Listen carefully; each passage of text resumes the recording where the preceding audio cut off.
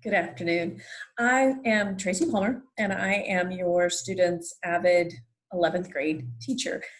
Welcome, and please know that I am here at any time if you have questions or concerns about your student, about AVID, about the college process. Coach Lamb and I work very intricately together, and either one of us can help your student, but for certain, just email me and I will help in any way I can at any time. And I encourage you to have your student advocate for themselves as well, and they can reach out and get help anytime. I am going to just very quickly share with you some information about our class. Most importantly, here is my email address, and I encourage you to reach out again at any time if you have questions or concerns or joys to share or anything like that. Other important details about the world of AVID 11th grade. We do have a website, or I have a website, and from there are lots of good AVID resources. Parents have access to this, so I encourage you to jump in. Students were playing with it last week, and so have some familiarity with the site. It has our Google Classroom codes and Zoom codes and other useful forms that students might find that they need. Additionally, I will let you know that I try to update the gradebook every weekend. Actually, I try to do it more frequently than that, but with our AVID assignments, sometimes they need a little bit more time, but I try to maintain an up-to-date gradebook because that's how we make powerful partnerships, is by me giving you the most up-to-date information possible. You can see the gradebook and monitor your students' progress by using the Home Access Center, and I do not have visibility into what that looks like, so I can't help you navigate that. But the counseling office and the front office those are all wonderful people who will be more than happy to help you should you have any questions. In junior AVID, we are less concerned about learning the fundamentals of AVID and much more focused on learning how to navigate the college application process. And so that is a primary focus for this year. We will continue to take focus notes because those really are important for supporting our college readiness. We are going to maintain some organization because one of the things we found is that being organized, especially when transitioning to college independence in that world, is particularly important, and we fall back on old habits when we are in unfamiliar situations, and so maintaining an organizational system is important.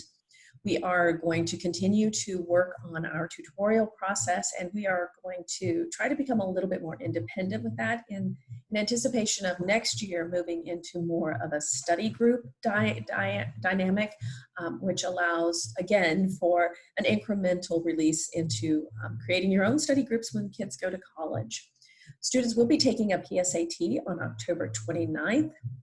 That is for every student at Vista Ridge who is from 9th grade up to 11th grade. They do not take it their senior year.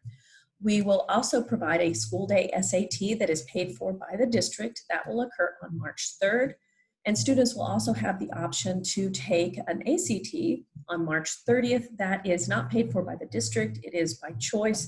But if at all possible, I do encourage students to take that just because it provides an extra data point. Now, all of that saying, and assuming that we have SATs this year, we'll have to see what College Board and ACT do in the middle of a pandemic, but we tentatively have those dates planned.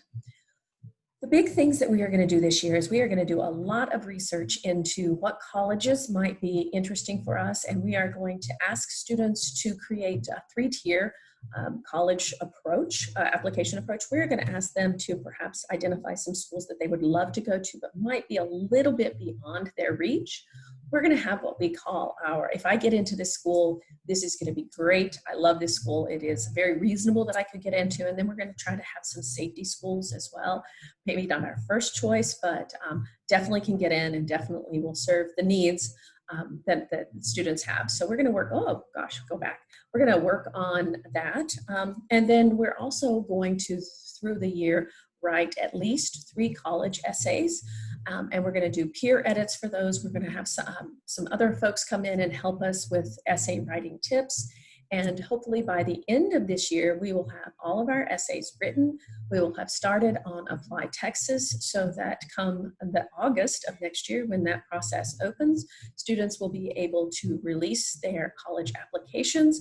And from there, we spend our senior year looking for scholarships and sitting back and relaxing and waiting for those acceptances to come in, whereas our peers will most likely be begging us for help.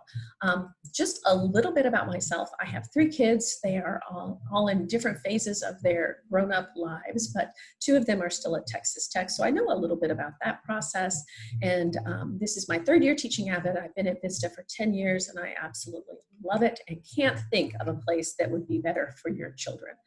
Again, I encourage you to reach out to me if you have any questions at all, and I look forward to a day when we can see each other in person.